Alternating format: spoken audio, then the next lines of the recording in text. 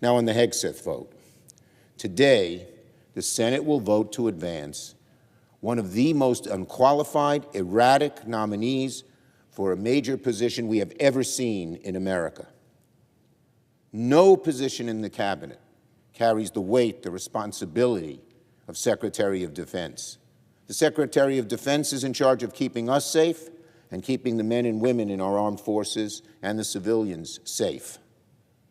So you need someone who's a steady hand. You need someone who's had experience in this kind of stuff.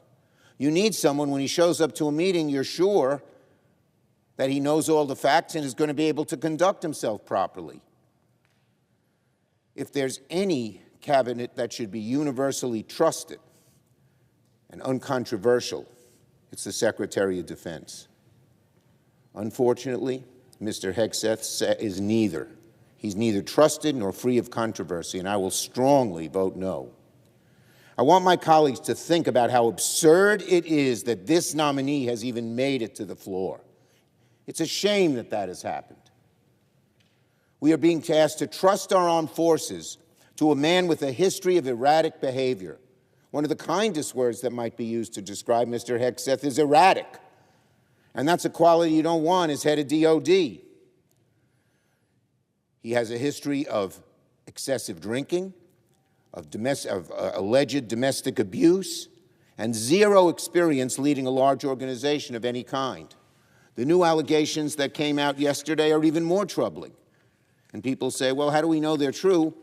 Well, first, the person who did it has no strike against her. But second, it just corroborates in an even worse way of what we've known about Hegseth in the past. He has a clear problem of judgment, as you've seen by his statements. It's like saying your heart surgeon has twitchy hands, but I'll let him do surgery on me. No one would do that. How on earth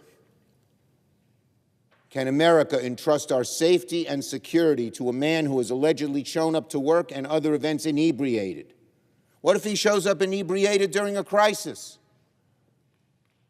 What's going to happen? This is dangerous. If confirmed, he'd be in charge of a workforce of over 3 million people, a budget of $850 billion. Where in his history that shows he's capable of doing that?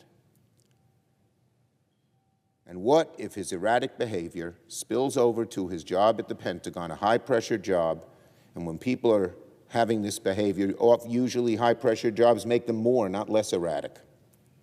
What mystifies me so much about Mr. Hegseth's nomination is that there are so many other conservative defense leaders that President Trump could have nominated.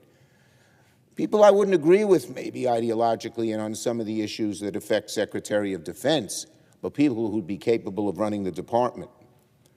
I know there are plenty of Republican senators who would instantly make a better option than Mr. Hegseth. Is Pete Hegseth really the best the Republicans have to offer? How low has this party come in making him the nominee?